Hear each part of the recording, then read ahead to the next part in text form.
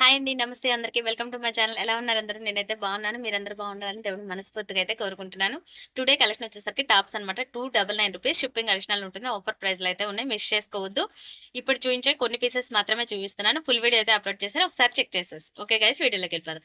First one వచ్చేసి ఇదిగోండి, boat neck style అయితే వచ్చేస్తుంది. Colour neck model high neck లో వస్తుంది.